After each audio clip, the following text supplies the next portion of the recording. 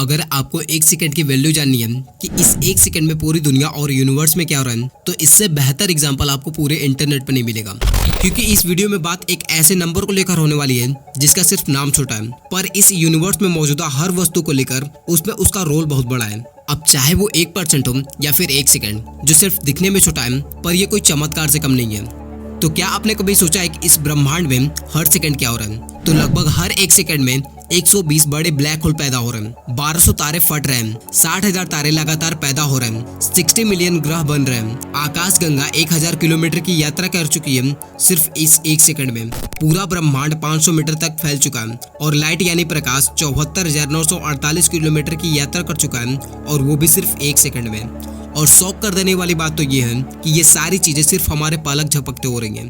वक्त किसी के लिए भी नहीं रुकता, इस पूरे ब्रह्मांड के लिए भी नहीं, क्योंकि सब कुछ वक्त है। और अगर आपको अपने लाइफ का कंट्रोल पाना है तो आपको वक्त को कंट्रोल में करना सीखना होगा।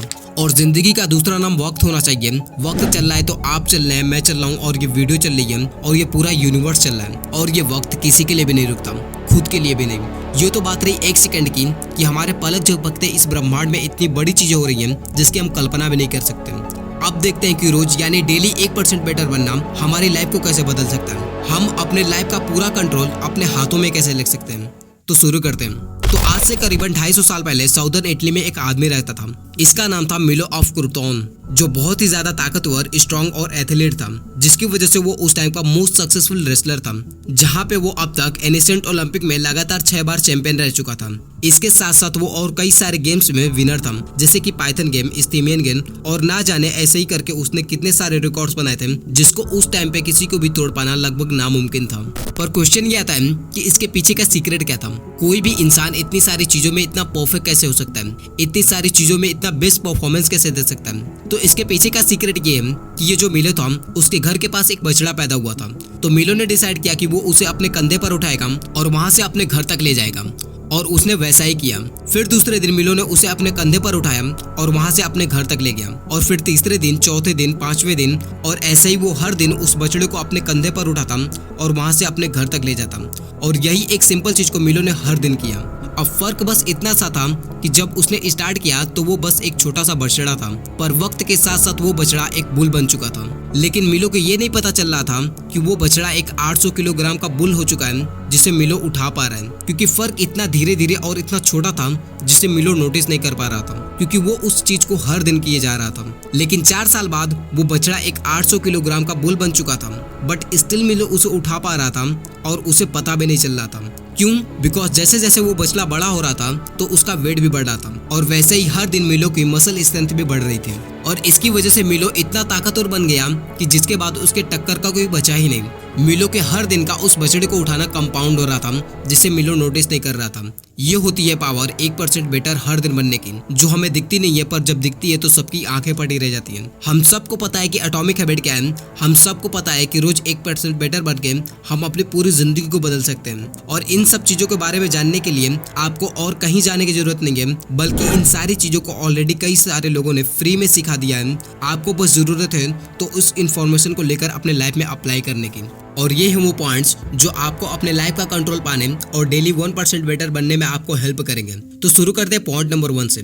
Forget about goal, focus on system instead. अब क्या होता अगर मिलो हर रोज के बजाय वो उस बछड़े को 1 महीने बाद, 3 महीने बाद और 4 महीने बाद उठाने की कोशिश करता। 1908 से ओलंपिक के पिछले 110 सालों में ब्रिटिश साइक्लिस्ट टीम ने कोई भी इवेंट नहीं जीता था। असल में ब्रिटिश साइकिलिंग टीम की परफॉर्मेंस इतनी खराब थी कि कोई भी कंपनी उन्हें अपनी साइकिल नहीं बेचना चाहती थी। इससे उन्हें ये लगता था कि उनकी ब्रांड इमेज खराब होगी। तो डेव ब्रेल्सफोर्ड को टीम का मैनेजर और डायरेक्टर बनाया गया। उनका काम था कमजोर ब्रिटिश टीम को चैंपियन बनाना। तो ब्रेल्सफोर्ड ने साइकिल के टायर से लेकर कपड़ों के फाइबर, प्लेयर के हाथ धोने, उनके सोने के पोस्टर और ना जाने ऐसे 100 इंप्रूवमेंट किए, जिसके बाद ब्रिटिश ओलंपिक टीम ने अगले 5 सालों में सबको डोमिनेट करना स्टार्ट कर दिया। 2008 में उनकी टीम ने बाइक रेसिंग में 60% गोल्ड मेडल जीते, और फिर 4 साल बाद टीम ने 9 ओलंपिक और 7 वर्ल्ड रिकॉर्ड बनाए। शॉर्ट में कहें तो ब्रिटिश ओलंपिक टीम ने अगले 10 सालों में 178 वर्ल्ड चैंपियनशिप और 66 ओलंपिक मेडल जीते। और ऐसा इसलिए हो पाया क्योंकि अब फोकस गोल्ड पे नहीं बल्कि गेम पे था, और सारा फोकस गोल पे नहीं बल्कि सिस्टम पे था। रोज 1% बेटर बनने के लिए पॉइंट नंबर 2, माइंड मैनेजमेंट ना कि टाइम मैनेजमेंट। क्योंकि अगर आप अपने टाइम को मैनेज करने के बाद भी कुछ नहीं कर पा रहे हो तो आपका टाइम मैनेजमेंट नहीं बल्कि आपका माइंड मैनेजमेंट खराब है। ये बिल्कुल वैसे ही काम करता है जैसे कि आप मोटिवेशनल वीडियो देखकर मोटिवेटेड तो हो जाते हो, आप जोश में तो आ जाते हो, पर आपको पता ही नहीं होता है कि आपको करना क्या है और ऐसे में सारी एनर्जी और वो सारा जोश ठंडा पड़ जाता है। और अगर आपके पास एक वजह होगी और एक जेन्युइन पर्पस होगा तब आपको एक्सटर्नल मोटिवेशन की जरूरत नहीं पड़ेगी, बल्कि आप उस वजह के लिए काम करोगे और वही आपका मोटिवेशन होगा। स्मार्ट वर्क करो ना कि हार्ड वर्क करो, ये बात सबसे पहले एलन एफ मॉर्गनस्टर्न ने 1930 में कही थी। और आज के वक्त हम बहुत ही ज्यादा स्मार्ट वर्क कर रहे हैं। हमारे पास टेक्नोलॉजी है, ऑटोमेशन है, टूल्स है, इंफॉर्मेशन है और बहुत कुछ। जितना आज के वक्त हमारे पास टेक्नोलॉजी और डाटा है उतना कभी नहीं हुआ था। और इतने सैकड़ों घंटों को काम को कुछ ही वक्त में करने के बाद भी हम इंसानों के पास वक्त नहीं है। और इसका इलाज है आप टाइम नहीं बल्कि माइंड मैनेजमेंट करो। अगर आपका माइंड मैनेज है तो आप प्रोडक्टिवली बहुत कम टाइम में बहुत कुछ कर दोगे। और अगर आपका माइंड मैनेज नहीं है तो आपके पास कितना भी वक्त हो आप उसमें भी कुछ नहीं कर पाओगे। रोज 1% बेटर बनने के लिए अगला पॉइंट, स्लो एंड स्टडीली। आपको हर दिन बहुत बड़ा बदलाव नहीं लाना है बल्कि सिर्फ 1% एक्स्ट्रा एफर्ट लगानी है। चाहे वो एक्सरसाइज हो, बुक रीडिंग हो, पर्सनल ग्रोथ हो, लर्निंग हो, स्टडी, कुछ भी। आप उस इंसान को देखो जो पत्थर पे हथौड़ा मारता है, वो 100 बार हथौड़ा मारता है पर दिखाई नहीं देता है, लेकिन वो एक बार 101वीं बार जब मारता है तो वो पत्थर टूट जाता है। वो बस आखिरी एक मार की देर होती है, लेकिन उससे पहले जितनी बार हथौड़ा मारा जाता है तो वो पत्थर टूटता नहीं है। ठीक इसी तरह जब भी आप टेंशन करते हो, आप कुछ भी निगेटिव सोचते हो तो वो धीरे धीरे काम कर रहा होता है, लेकिन वो आपको दिखता नहीं है, पर एक वक्त बाद वो आप पे हावी हो जाता है। हर रोज 1% बेटर बनना चमत्कार है। अगर आप किसी भी चीज में हर रोज 1% बेटर बनते हो तो इसका मतलब ये है कि आप पूरे साल में 37.7 टाइम्स बेटर होते हो। कोई भी स्किल, कोई भी इन्वेस्टमेंट, कोई भी काम, कुछ भी।